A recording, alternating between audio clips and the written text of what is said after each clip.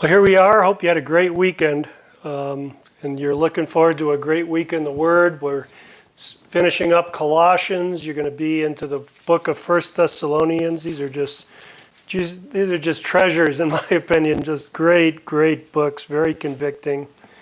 Very joy-producing. I just love these. Going through these books. I hope you are too. I hope it's encouraging for you. Chapter 3 today in Colossians. Remember, the book of Colossians has two sections. One about the supremacy of Christ, which were the first two chapters, and now about living under that lordship of the supreme Christ, which is in the second two chapters. And Paul's really encouraging, exhorting the Colossians to live in this way that I'm going to tell you about. It's important to note, the Colossians they're a very good church. Paul talks about all in chapter 1, their faith, their love, their hope, their love in the Spirit. He talks about them in chapter 2, verse 5, about their rejoicing to see what good order they're in and the firmness of faith, even though they're being challenged. So they are a solid church, but even solid churches need to be encouraged. They need to be exhorted. They need to be encouraged to live a life under Christ's lordship, and it is a discipline. It's a choice we make every day. So Paul is exhorting this really good church of firm believers to live it out. That's how I've labeled this chapter, is just live it out, let it rip. And then we learn in verses 1 through 4. There's three sections here, incidentally, 4 sections, 1 through 4, and then 5 through 11. 12 through 17, and 18 through the end of the chapter. That's how I've divided this up. Those first 4 verses is really telling us that really it begins in the mind. If you've been raised with Christ, seek the things that are above. There's a verb there. This is what he's telling you to do. Seek the things that are above. And then in the next verse 2, set your minds on things that are above. Not on things on the earth. He's talking about Christ here. Set your minds on Christ. Seek Him. Set your minds on Him. So it begins with a Christ-centered mind is what Paul's talking about here. And these are commands, right? He's exhorting us. This is a choice that we have to make. Where are we going to put our mind? What are we going to seek? Are we seeking the next thing that's on ESPN? Are we seeking the next episode of our favorite soap opera or movie or a series on television? Is that where our mind is at? Is that what we're thinking about? Or is it Christ? Now, I'm not against entertainment. I don't think that we need to be putting our TVs in the closet or going away from movies or anything like that. But I am suggesting that perhaps that we spend a little bit too much time on those things, and our time could be more profitably spent seeking the things of the Lord, setting our minds on Christ by being in His Word, especially if you want to see change in your life, which Paul talks about here in this next section from 5 to 11. This is a section about what we don't do, what we avoid. He uses these terms: put to death, put away, do not, put off. These are all the negatives of the Christian life. And sometimes, unfortunately, Christians are more defined by what they don't do than what they do, by what they avoid rather than what they pursue. And that's unfortunate, because we'll see here in verses 12 through 17 that what we don't do and what we do go together. But they're important. And Paul wants us to put to death what was earthly in you, mortify. What is he talking about here? He's talking about some very important things: sexual immorality, impurity, passion, evil desire, covetousness. These are disastrous sins. And notice he starts with sexual immorality. This kind of sin, and I've mentioned it before, sexual sin seems to have a particular priority to be avoided. It's a constant allurement but it's a particular sin that's got to be avoided. It's the kind of the pinnacle of sin in Romans chapter 1, and here it's the first in the list. So I think sexual sin is particularly pernicious and particularly devastating to a life of faith and to a community of faith. And it really shows that there's an issue here with where your mind is at and what you are seeking. So sexual sin is always seems to be very important, kind of a bellwether sin.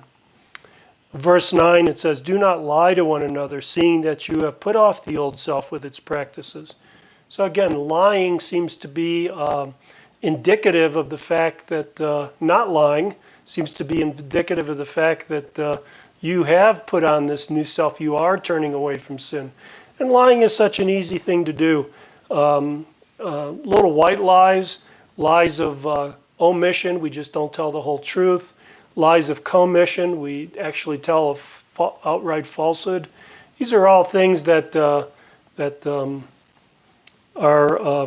kind of indicators of spiritual health and spiritual vitality and things that we would want to do without.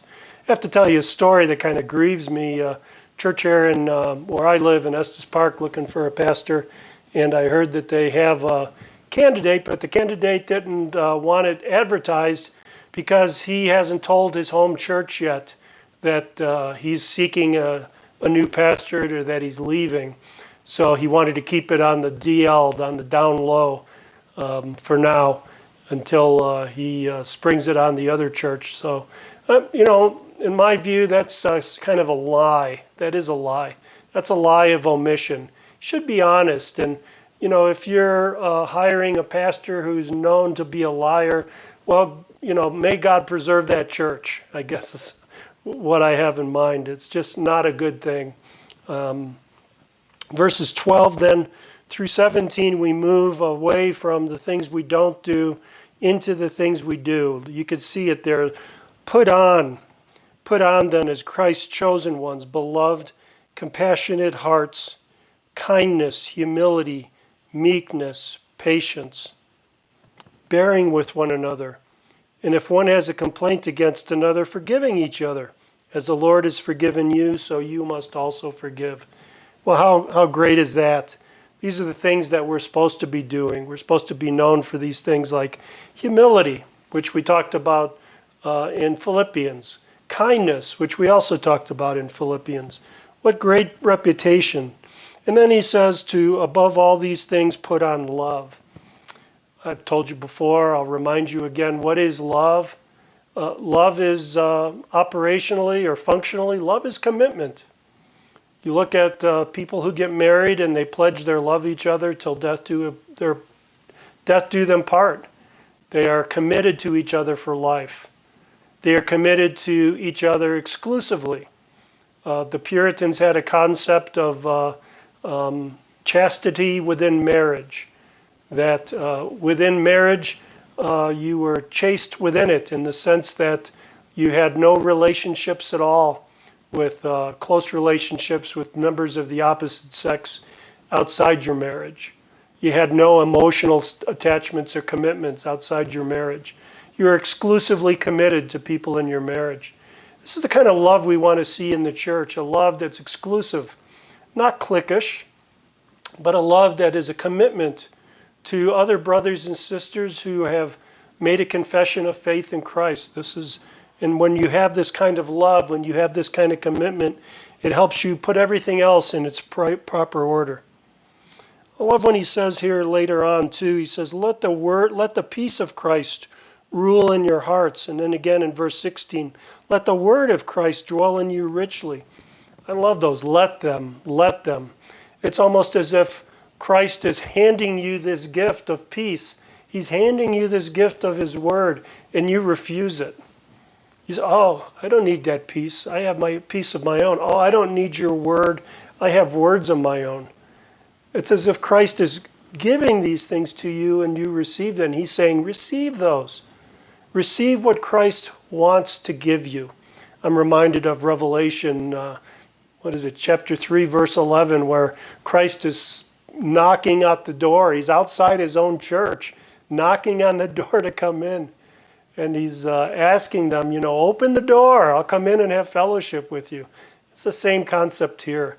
So we want to have Christ's peace, just receive it. If we want to know Christ's word, just take it from him. He's giving it to you. And it's right there for us, brothers and sisters. Verses 18 then, down to the end of the chapter, verse 25, we get down to the nuts and bolts, the nitty-gritty. This is where the rubber meets the road, where the reality meets the theory. Wives, submit to your husbands, as is fitting in the Lord. Not this groveling sort of doormat sort of submission, but in the Lord, fitting in the Lord, both saved, both redeemed. But notice it says submit. We try to soften this in our current modern age where women are equal to men in almost every way, presented that way, and this idea of submission is kind of anachronistic or kind of revolting in some way. But submit means that someone needs to be in charge and someone needs to be following. That's what submission is talking about here. The wives are to be submissive to their husbands. The husbands are to be in charge. They're to make the decision. Maybe not autonomously, maybe not without the input and the counsel of their wives, but somebody has to make a decision and the other has to get on board. And God has arranged it that the wives submit to their husbands. Husbands, on the other hand, are to love their wives, not be harsh to them, not be impatient with them. Children, and he goes on here, bondservants, which today would be, of course, employee-employer relationships. And all these things, all these common relationships in our lives ought to be transformed. They ought to be different when you're a Christian. They ought to be different when you're living under the lordship of Christ. And that's our challenge. And that's the challenge I'll leave with you today, Monday morning, as we start a new week, to live this out this week, to have and learn these lessons. Here's our application. Number one is to have a renewed life, we need a renewed mind. In order to live differently, we need to think differently. So I know you're well on that road already, going from Romans to Revelation, listening to these videos every day. You're well on that path to transforming your thinking. Well, go forward with it. Allow your life to be changed as well. And remember, it's not just what we don't do. It's what we do. They go hand in hand. They fit together. We can't just be defining ourselves by what we've given up or what we've turned away from. We've got to fill in the void.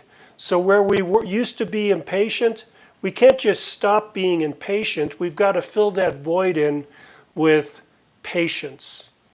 Where we used to be abrupt and mean sometimes, we have to stop doing that, but fill in that void with gentleness and kindness. We may have been deceptive or manipulative. We have to stop doing that, but we have to fill that void in with truthfulness. So don't just define yourself by what you don't do, but also by what you do.